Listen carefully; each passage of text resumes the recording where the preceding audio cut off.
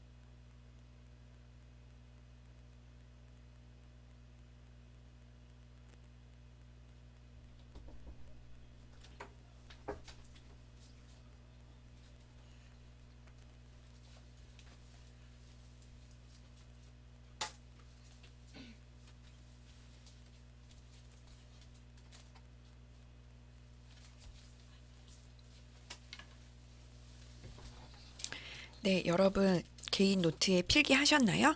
그래서 이 내용은 굉장히 기본적이고 뉴런을 본뜬 구조와 그것을 최대한 컴퓨터에게 표현한 딥러닝의 기초이기 때문에 꼭 기억해 주시면 감사할 것 같습니다. 그래서 신경망이라고 하는 건 5가지 요소가 필요한 거예요. 입력 신호, 그리고 가중치가 있는 연결, 출력 신호, 그리고 각각의 레이어는 입력계층, 은닉계층, 출력계층입니다.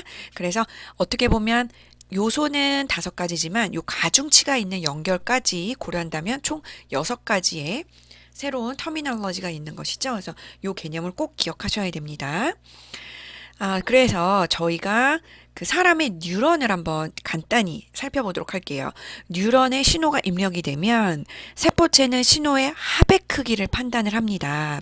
왜냐하면 하나의 세포체 입장에서는 여러 군데에서 입력이 들어올 수 있잖아요. 그렇기 때문에 합의 크기를 판단을 합니다. 그래서 신호의 합이 어떤 스레졸드 임계값보다 크면 뉴런이 반응을 해서 근처 뉴런에 신호를 전달합니다. 그래서 입력이 없다면 단순히 그냥 x라고 하는 베리어블 0으로 생각하는데요. 입력이 있다라고 하면 x를 1로 바꾸는 거죠. 바이너리를요.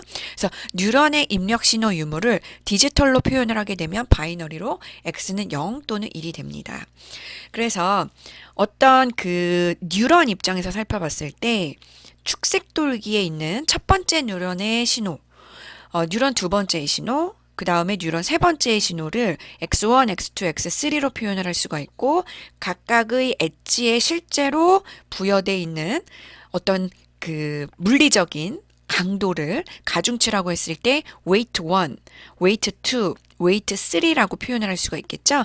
그래서 결국에 각각의 입력 신호 x1, 2, 3의 가중치 w1, w2, w3를 각각 곱한 다음에 그거를 모두 시그마로 다 더하게 되면 결국에 average input 시그널의 strength가 되는 것입니다. 그래서 요거를 바탕으로 요 뉴런은 다음의 액션을 어떻게 하게 될지를 판단을 하는 것이겠죠. 그래서 저희 뇌의 뉴런이 이런 스텝 바이 스텝 어떤 신호와 신호의 가중치 그리고 이런 신호와 가중치들의 곱의 합으로 표현을 해서 다음 액션을 판단한다는 거, 요 큰 프레임워크를 기억을 하시면 좋을 것 같습니다. 그래서 제가 만든 앞서 보이는 이런 테이블은 저희 인간의 머릿속에 있는 뉴런과 그 다음에 컴퓨터에게 이런 뉴런의 컨셉을 구체적으로 표현하기 위해서 신경망이 등장을 했고 레이어를 굉장히 딥하게 많이 숨긴 히든 레이어를 많이 고려해서 딥 러닝, 학습을 시킨 이런 딥 러닝으로 어떻게 넘어가게 됐는지를 한 번에 보여주고 비교해주는 테이블이 되겠습니다. 자, 앞서 설명드린 것처럼 사람의 뉴런은 전기 신호를 내보내서 정보를 전달을 해요. 그런데 신경망이나 딥러닝에서는 다수의 입력 신호를 받아서 하나의 그쵸? 컴퓨터 신호로 출력을 하는 거겠죠? 그래서 사실은 이런 노드와 엣지로 표현하는 개념을 컴퓨터 사이언스 알고리즘 파트에서는 그래프라고 표현을 하는데요.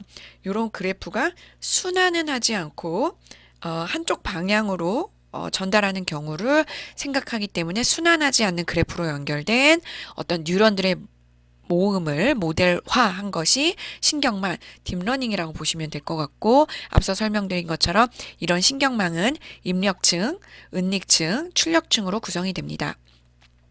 그리고 뉴런은 뉴런의 돌기가 신호를 전달하는 반면에 신경망에서는 인공 뉴런에서 가중치라고 하는 개념을 디파인해서 저희가 각 신호 입력에 고유한 가중치를 부여를 해서 가중치가 클수록 해당 신호가 중요하다 이렇게 판단을 한다 이렇게 보시면 될 것 같습니다. 그래서 뉴런에서는 전기 신호가 있고 이런 뉴런의 돌기가 이런 전기 신호를 전달을 하고 임계값 이상의 자극이 주어져야지 전달이 되고 액션이 취해진다. 반면에 컴퓨터에게 표현되는 신경망, 특히 딥러닝 같은 경우는 순환하지 않는 데이터 스트럭처 알고리즘 그래프로 표현이 되게 되고 입력, 은닉, 출력층으로 표현이 되며 각각의 엣지에는 가중치가 있어서 입력 신호와 가중치 곱의 모든 시그마의 합이 어떤 임계치보다 큰 경우에 반응할 수 있도록 그래서 앞서 보이는 요 그림처럼 컴퓨터에 표현을 하게 됩니다. 그래서 다수의 입력 신호가 주어지면 미리 부여된 가중치와 계산을 한 후 그 총합이 정해진 임계값을 넘으면 1을 출력을 하고 만약에 그 값이 임계값보다 작으면 0을 출력을 하게 되는 바이너리 있다 없다 온 오프라고 하는 개념으로 저희가 표현을 할 수가 있겠습니다. 그래서 이런 표현을 사실은 활성화 함수라고 하는 액티베이션 펑션이라고 얘기를 하는데요. 그래서 출력을 결정을 하는 거죠.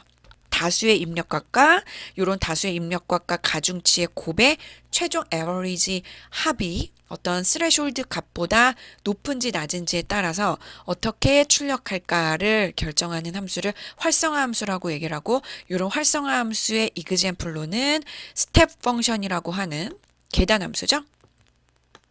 그래서 스텝 펑션이 말 그대로 이렇게 생긴 거예요. 0 또는 1. 그죠? 근데 반면에 0 또는 1 이렇게 극단적이지 않고 이렇게 0과 1 사이 이렇게 부드럽게 연결해주는 이런 함수를 시그모이드 펑션이라고 얘기를 합니다. 그래서 시그모이드 펑션, 뭐 스텝 펑션 혹은 헤비사이드 펑션 모두 다 활성화 함수의 종류가 되겠습니다. 그래서 다수의 입력과 가중치를 바탕으로 최종 결과가 임계값보다 작은 경우, 큰 경우에 따라서 출력을 결정하는 이런 성격의 함수를 활성화 함수라고 표현을 합니다. 그래서 이런 활성화 함수를 이용을 해가지고 인간의 뉴런을 본떠서 컴퓨터에게 표현을 할 수가 있는 것이죠.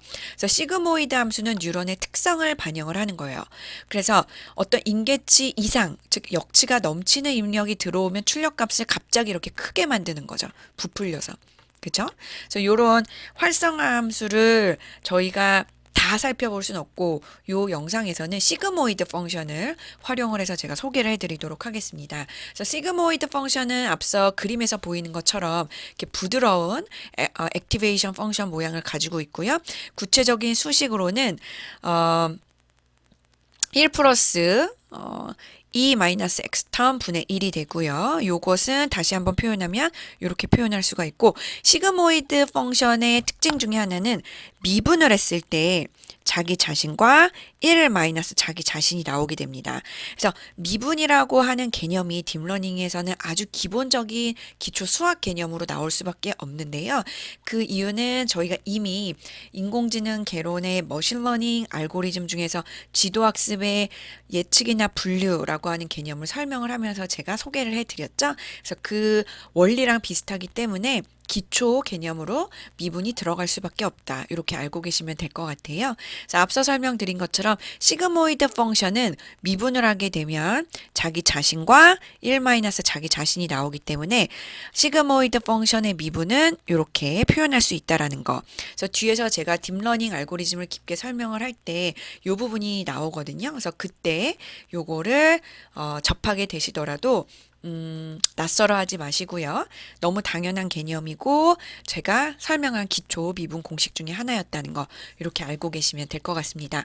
네, 그럼 본격적으로 인간의 뇌의 뉴런 연결을 컴퓨터에 표현하려면 결국에 컴퓨터는 일반 저희 코리안 텍스트, 잉글리시 텍스트보다는 X 독립변수 그리고 다양한 독립변수와 종속변수 결과값을 내주는 Y, 즉 closed equation으로 표현이 될 때 컴퓨터는 제일 이해를 빨리 하고 계산을 빨리 할 수 있고 프로그래밍으로 프로그래머가 표현하기도 쉽겠죠. 그래서 결국에 저희 사람이 생각하는 개념이든 어떤 그 기초적인 알고리즘이든 이런 딥러닝과 같은 어드밴스드 알고리즘이든 인공지능 개론에서의 시어렘이든 결국에 컴퓨터에 표현을 할 때는 수학으로 표현하게 되면 제일 컴퓨터가 이해도 빠르고 속도도 빠르고 데이터 구조, 데이터 저장 다 효율적인 걸 알 수가 있어요. 그래서 결국에 인공지능계론, 인공지능 머신러닝 연구자들은 인간의 뇌에 뉴런을 연결하는 것을 컴퓨터에게 수학으로 표현하는 것을 엄청 노력해 왔습니다. 결과 어떤 것을 발견을 했냐면 지금 앞서 보이는 그림에서 왼쪽 그림처럼 입력이 주어지고 요 입력에 따른 가중치들의 곱 그리고 그들의 합을 시그모이드 펑션에 연결을 해서 궁극적으로 이 효과를 반영을 해서 어떤 최종 결과값을 내는 이런 뉴런의 구조를 최대한 흉내를 냈습니다. 그래서 저희가 뉴런 보면은 돌기가 있고 돌기에서 각각 입력이 들어오면 결국에는 맨 마지막에 축색 돌기로 인계값 이상일 경우에는 좀 더 스트렝스를 크게, 인계값 이하일 경우에는 스트렝스가 작거나 반응이 없도록 표현을 했잖아요. 그 표현을 최대한 흉내낸 게 결국에 신경망 뉴런이고, 이런 뉴럴 네트워크를 표현하기 위해서 앞서 설명드린 것처럼 이런 시그모이드 펑션이 등장을 하게 됩니다. 그래서 시그모이드 펑션의 Z1을 넣기 위해서 최대한 입력값을 ax 플러스 by 플러스 c로 이렇게 표현을 했는데요. 여기에서 x와 y는 독립변수가 되는 것이고 각각의 독립변수의 strength는 a와 b라고 하는 weight로 가정을 했습니다. 그리고 바이어스라고 하는 추가적인 이펙트를 위해서 독립변수랑 무관한 컨스턴스 C라고 하는 또 다른 웨이트를 고려를 하게 되는 것이죠. 그래서 A 플러스 BY C라고 하는 개념이 Z1이라고 하는 closed form equation으로 들어가게 되고요. 그래서 이 Z1을 처음으로 시그모이드 펑션에 대입을 하면 결국에 시그모이드 펑션의 결과는 캐피탈 X가 나오게 됩니다. 그래서 요 이퀘이션 두 줄을 그림으로 표현을 하게 되면 다음과 같이 독립변수 X, Y에 따라서 AX 플러스 BY, C가 나오게 되고 AX 플러스 BY 플러스 C라고 하는 Z1을 시그모이드 펑션에 넣으면 결론적으로 시그모이드 펑션의 결과는 캐피탈 X가 나오게 됩니다. 똑같은 원리로 X, Y를 이번에는 또 다른 가중치인 DEF를 고려하고 이 Z2를 시그모이드 펑션에 넣어서 캐피탈 Y가 나오게 되고요. 이런 캐피탈 X와 캐피탈 Y를 동시에 고려해서 최종적으로 Z라고 하는 결과물을 출력을 하게 됩니다. 그래서 이런 뉴럴 네트워크의 그림과 기본적인 수식은 저희가 인간의 뇌의 뉴런 연결을 컴퓨터에 표현할 수 있는 옵티마이즈된 수학 표현이기 때문에 영상 역시 잠시 멈추시고요. 개인 노트에다가 적어도 두세 번 정도는 처음엔 보고 그 다음엔 보지 않고 이해를 바탕으로 많이 반복하면서 써주시면 개인적으로 중장기적으로 딥러닝을 표현을 하고 구현을 하고 저랑 어떤 특정 딥러닝 예제뿐만 아니라 플립드 러닝 과제 하실 때도 도움이 되실 거고 나중에 수업 끝나고 혹은 졸업 전후에 본인 전공 도메인에서 딥러닝을 활용해서 좀 더 고차원 문제를 푸실 때에도 첫 단추를 본인이 풀어나갈 수 있는 그런 매체 역할을 할 수 있기 때문에 이 페이지는 굉장히 중요하다고 볼 수 있겠습니다. 그래서 인간의 뇌의 뉴런 연결을 컴퓨터에게 표현하고 수식으로 어떻게 쓸 수 있고 그림으로는 어떻게 표현할 수 있는지 앞서 보이는 요 화면을 좀 꼭 깊게 이해해 주시고 많이 반복해서 써주시면 좋을 것 같아요. 그래서 최소 제곱법 기반의 딥러닝 원리를 제가 다시 한번 깊게 설명을 해 드릴 텐데요. 저희가 지난 영상에서 최소 제곱법 이미 공부를 했어요. 기초적인 개념이었고 그때는 하나의 리니어 이퀘이션 ax 플러스 by c를 고려를 했고 그때 x, y에 따라서 결국에는 예측값을 구해야 되는데 그때 x, y에 고려되는 가중치 컨스턴트 값 a, b, c를 구하는 방법을 수학적으로 접근을 해봤습니다. 그래서 이런 최소 제곱법 기반의 문제는 주로 선형 구분이 되고 직선 분류가 가능하다. 이런 컨셉을 제가 지난 주차 때 충분히 설명을 해드렸어요. 반면에 딥러닝은 최소 제곱법을 활용을 합니다. 하지만 기초가 아니고 심화된 개념이에요. 그래서 앞서 설명드린 것처럼 시그모이드 펑션을 두 번을 고려를 해서 최종적으로 처음에 고려하는 Z를 유도를 하게 되는데요. 그때 저희가 고려하는 가중치는 총 9개입니다. A, B, C, D, E, F, 그 다음에 G, H, I, 그죠? A, B, C, D, E, F, G, H, I 이렇게 9개가 돼요. 근데 이 9개를 저희가 지난 주차에 배웠었던 개념으로 그 미분을 해가지고 구하는 거는 사실 어렵고 사실 불가능합니다. 그렇기 때문에 결국에 학습, 러닝이긴 한데 이제 딥러닝에 들어가면 특히나 컴퓨터에게 프로그래밍을 시켜서 컴퓨터에게 일을 시켜서 A, B, C, D, E, F, G, H, I 값을 구해야 돼요. 굉장히 많이 반복을 시켜서 average A, B, C, D, E, F, G, HI라고 하는 9개의 웨이트 값을 구해야 돼요. 그 다음에 새로운 X와 Y가 주어졌을 때 예측값으로 저희가 원하는 문제를 풀어 나가야 됩니다.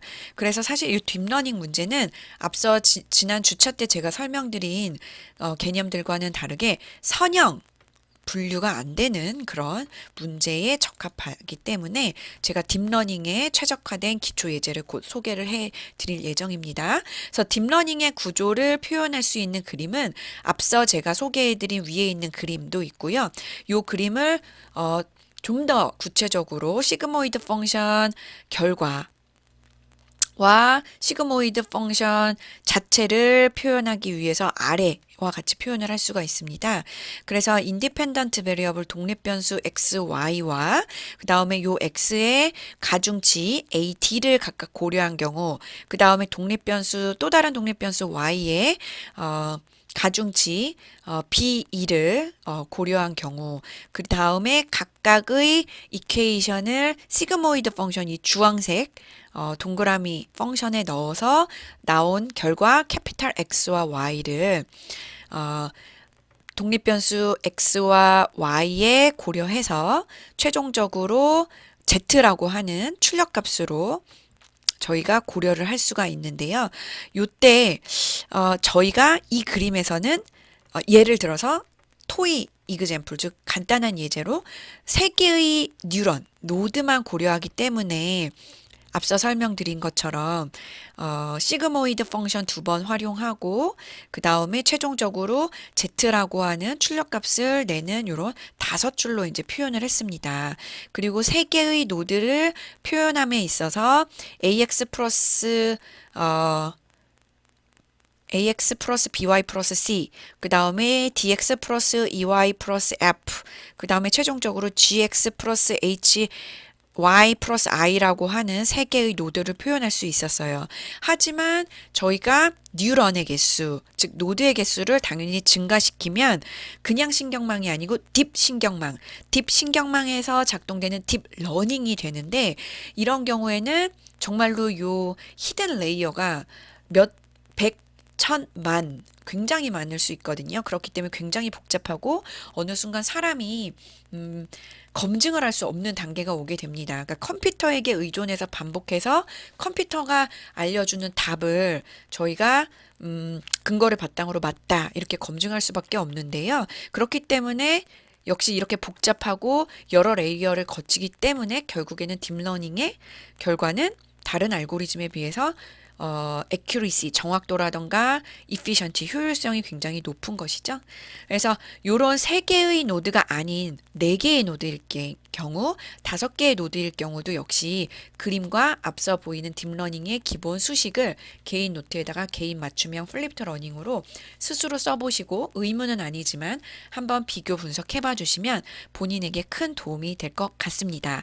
네, 그러면 다음 영상부터는 저희가 딥러닝에 적합한 학습 예시를 제가 소개를 해 드릴 텐데요. 이번 영상에서 제가 소개해 드린 딥러닝의 정의, 역사, 딥러닝을 컴퓨터에게 표현하기 위해서 수학적인 표현, 그리고 2가지 간단한 그림과 좀 더 구체적인 그림, 스스로 플립트 러닝 많이 해주시고요. 다음 영상에서는 이런 딥러닝을 기반으로 해서 딥러닝에 적합한 예제로 좀 더 구체적으로 알고리즘을 살펴보도록 하겠습니다. 그러면 다음 영상에서 찾아뵙도록 할게요. 이 영상 꼭 먼저 복습 많이 해주셔야 됩니다. 오늘도 수고 많으셨습니다.